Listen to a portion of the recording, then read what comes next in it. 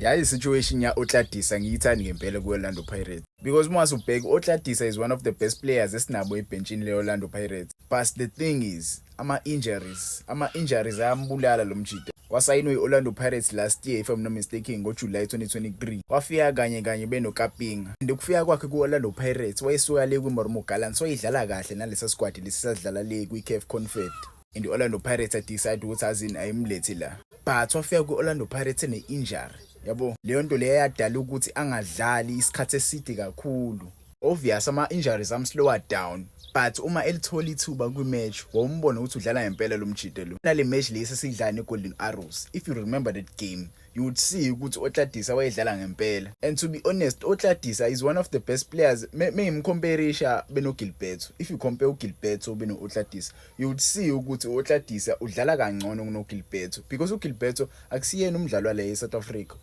Usathanda kufika la e-South Africa. Yabo u-Otladisa uyayazi league yala. So ucoach instead of putting uGilberto more kwi-game, why don't ashintshe? Yabo because uyabona uGilberto okwamanje akumsebenzeli kancane. Akafaka u-Otladisa. So if you watch this guy play, you would see ukuthi no man, he is a dribbling wizard. Yabo, he is a dribbling wizard and you deserve ukuthi angene kule squad se-Orlando Pirates.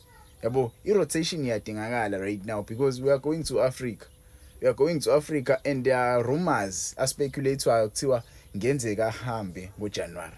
Yabo, and leyo nto angiyithandi mina ngempela ngifuqa amanga. Maybe it's a loan move.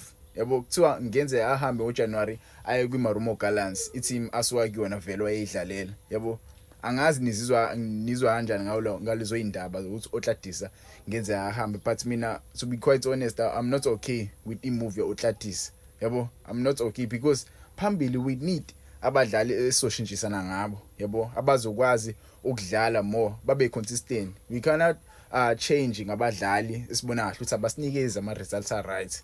We cannot trust the guys who are not giving us the results we need. We must change. See ukuthi okay, this guy, when we put this guy on, he doesn't give us the result that we need.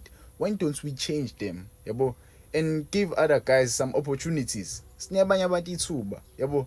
So ngempela I'm really disappointed. Angazi ngani guys, but ngingangitshela lapha kuma comments ningitshela ukuthi kahle kahle kwenzakalani ngoTladisa. Yabo, ithini situation yakhe because mina ngimbona right. Yabo, le season nje akakaze abe khona. Le season akakaze abe featured. He has never been on the squad. He has never been on the bench. What is your take on the situation ya uTladisa?